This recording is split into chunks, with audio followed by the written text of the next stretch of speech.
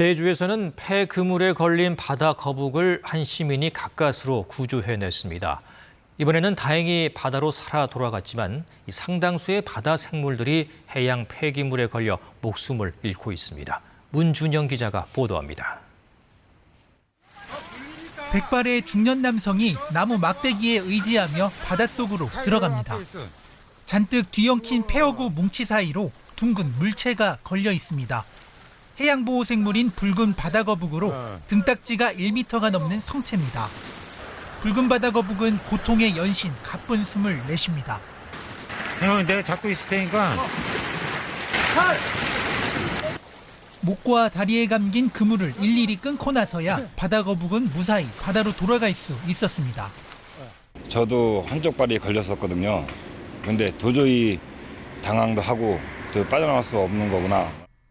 이번엔 운 좋게 구조됐지만 폐어구에 걸린 바다거북은 상당수가 죽은 채 발견되고 있습니다. 지난 2년 동안 제주 해상에 좌초된 바다거북은 60마리입니다. 이 가운데 4분의 1인 15마리가 폐어구에 걸려 목숨을 잃었습니다. 신고되지 않은 사례까지 포함하면 폐어구 때문에 죽는 개체는 더 많을 것으로 추정됩니다.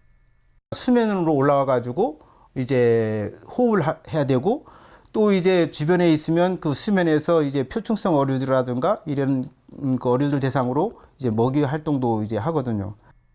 한국해양과학기술원이 바다거북 사체 34마리를 부검한 결과 80%가 플라스틱을 먹은 것으로 조사되면서 해양 폐기물은 사람과 바다 생물 모두에게 심각한 위협이 되고 있습니다. KBS 뉴스 문준영입니다. 오늘은 해양의 중요성을 인식하기 위해 지정된 바다의 날입니다. 정부와 지자체는 한 해에만 1,000억 원이 넘는 예산을 들여서 해양 쓰레기를 치우고 있죠. 해마다 10만 톤 넘게 수거를 하고 있는데 모두 건져 올리지 못할 정도라고 합니다. 김현주 기자가 현장 다녀왔습니다.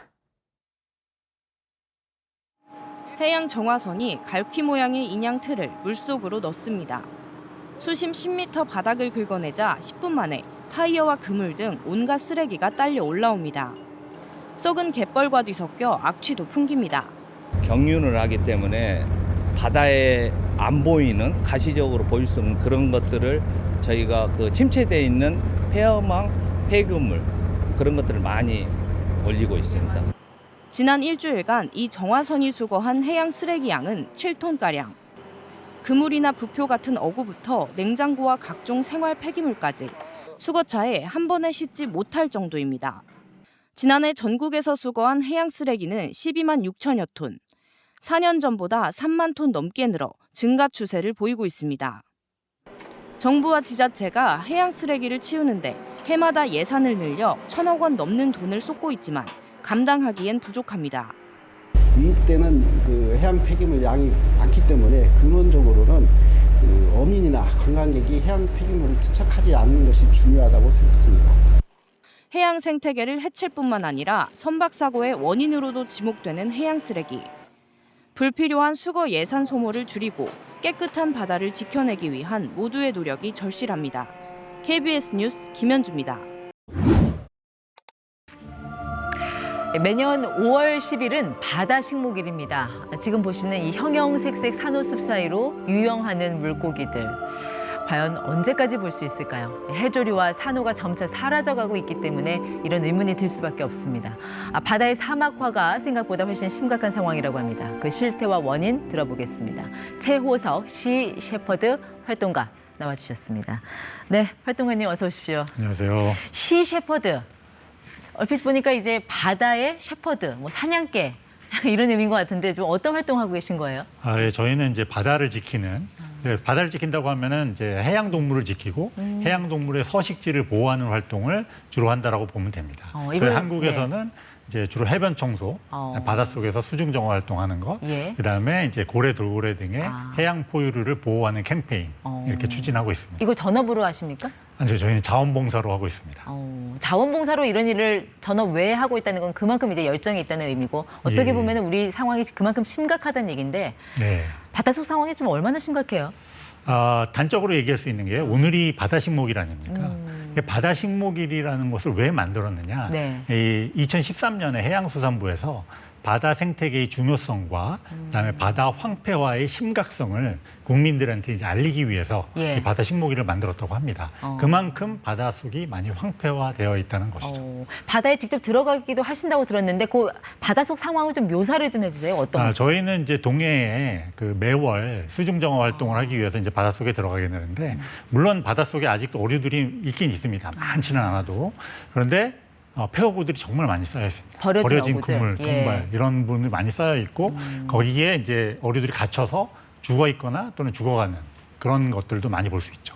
조금 전에 바다의 사막화라는 말씀하셨는데 바다가 사막화된다는 거는 어떤 겁니까? 그게 동해에서도 볼 수 있어요? 네. 동해에서도 동해에서도 충분히 볼 수 있습니다. 바다 사막화라고 하는 거는 이제 식물, 바다에도 식물과 육지처럼 동물이 있는데 이 식물에 해당하는 숲, 나무 역할을 하는 게 이제 해조류입니다. 근데 해조류가 바닷속에서 네. 이제 이 조식 생물이라고 해가지고 성게나 고등 같은 것들이 이제 해조류를 갉아먹는데 예. 이 천적이 없어지다 보니까 이 조식 생물이 과잉 번식을 하게 됩니다. 네. 그다음에 해조류를 다 갉아먹어요. 그런데 이 바닷속이 연안 개발이 많이 되다 보면 석회질, 저희 이제 시멘트나 콘크리트 있지 않습니까? 그런 성분들이 석회 가루들이 바닷속에 계속 유입이 돼가지고 네. 이 석회 조류가 바위를 뒤덮게 됩니다. 그러면 해조류가 거기 붙을 수가 없게 되는 거예요, 더 이상. 예. 그럼 저희가 이제 스쿠버 다이빙 같은 걸 이제 그 수중 정화 활동을 하러 들어가면 바위가 쫙 하얗게 변해 있고 네. 그 안에 성게들이 쫙 깔려 있습니다. 해조류는 찾아보기 어렵고. 그러니까 산호하고 해조류, 걔네가 없어지면 뭐 문제가 됩니까? 얘네들이 하는 역할이 뭐예요, 바닷속에? 일단 식물이기 때문에 육지와 똑같이 산소를 만들어냅니다. 바다에서 만들어내는 산소가 사실 육지의 숲이 만들어내는 산소보다 훨씬 많거든요. 예. 그러니까 산소 만들어지는 역할이 없어지니까 점점 이 인간과 동물들이 호흡할 수 있는 산소가 부족해지는 거고 동시에 이산화탄소를 흡수를 하는데 이산화탄소 흡수 능력이 점점 떨어지는 거죠.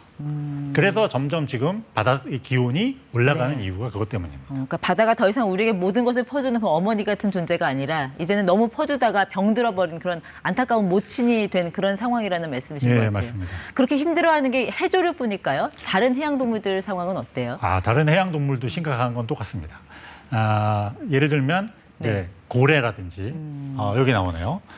이제 해양 쓰레기가 그 해양 동물들을 괴롭히는 그 직접적인 큰 원인이 되고 있는데 이 왼쪽의 사진은 이제 해변으로 떠내려온 죽은 향유고래의 고래. 시체입니다. 근데 이 향유고래의 위장 속을 해부를 해봤더니 이렇게 많은 비닐 30kg이 넘는 플라스틱 쓰레기가 이제 포함되어 있는 건데요. 여기는 뭐 비닐도 있고요, 그물도 있고요, 뭐 이런 부분들이 있습니다. 이뿐만 아니라 이제 바다거북 같은 경우에 이 네. 새끼 바다거북이 죽었는데 여기를 부검을 해봤더니 저렇게 뱃속에서? 30개가 넘는 이제 플라스틱 쓰레기들.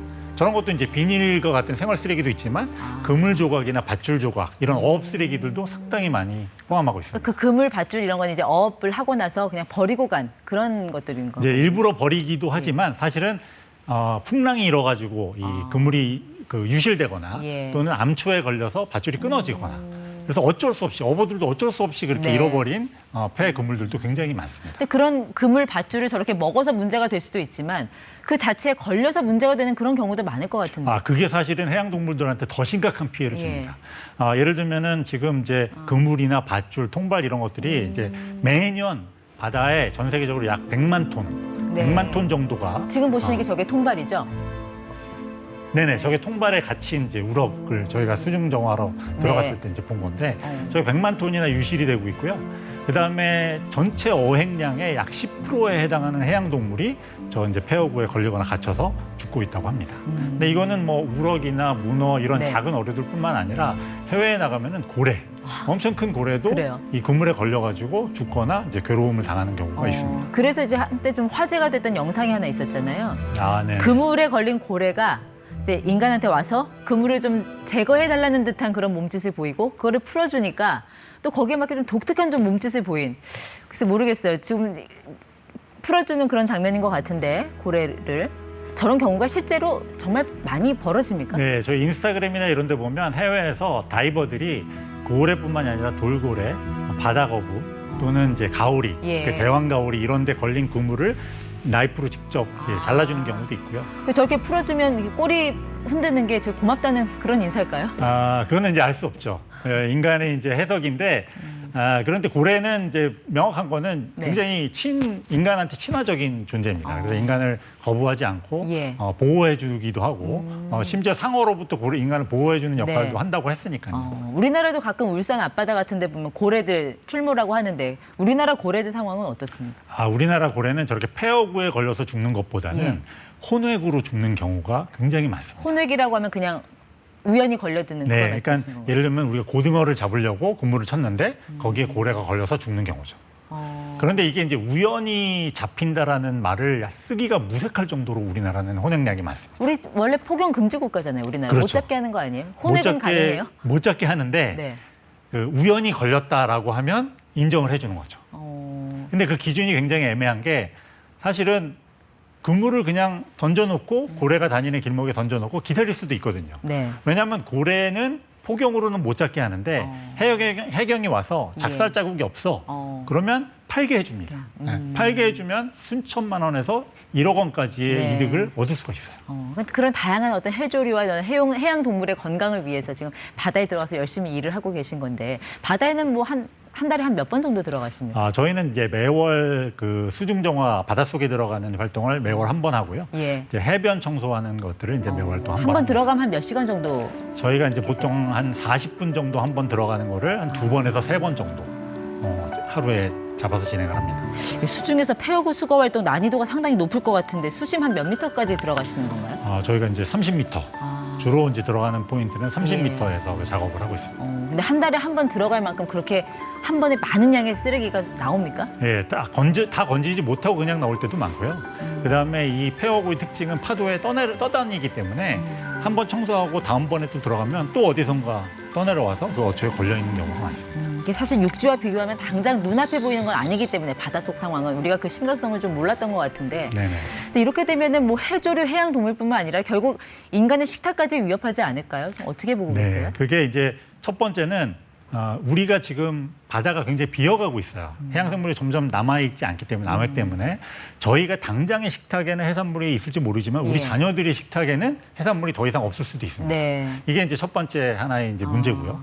두 번째는 이 폐허구가 부서지고 그 부서진 그 플라스틱이 해양 동물이 먹으면 그게 먹이사슬을 타서 결국엔 저희 인간들한테 영향을 미치게 될 겁니다. 네, 그러니까 우리 식탁에 뭐 최소한 뭐 김 한 조각, 뭐 생선 반 토막은 늘 항상 올라오는데 이게 힘들어질 수도 있다. 그러면은 앞으로 이런 지속 가능한 업을 위해서 우리가 좀 해야 될 거는 뭐가 있습니까? 자, 이렇게 폐허구가 문제가 되고 남획이 문제가 된 이유는 어업의 규모가 너무 크기 때문에 그래요. 왜냐하면 효율적으로 많은 양의 어류를 한 번에 잡기 때문에 그렇습니다. 네. 그래서 이거를 문제를 해결하려면 뭐냐면 어업의 규모를 줄여야 됩니다. 예. 줄여야 되는데 이거를 너무 한꺼번에 확 줄이면 이제 어민들의 생계도 문제가 되기 때문에 네. 조금씩 줄여가는 것이 이제 방법이 아닐까라고 생각합니다. 이제 곧 휴가철이라 해변 가시는 분들 많을 텐데 좀 당부하고 싶은 말씀 있으세요? 저희가 이제 해수욕장에 가서 이제 가장 많이 발생하는 쓰레기가 최근에는 폭죽 탄피 쓰레기입니다. 폭죽을 터뜨리면 그냥 네. 폭죽 그 불꽃만 날아가는 게 아니라 플라스틱 산피가 조그만 이제 탄피가 발생을 합니다. 이제 그게 결국에는 이제 미세 플라스틱이 되는 거죠. 알겠습니다. 휴가철에 참고하겠습니다. 지금까지 이티와 최호석 시셰퍼드 활동가 함께했습니다. 고맙습니다. 감사합니다.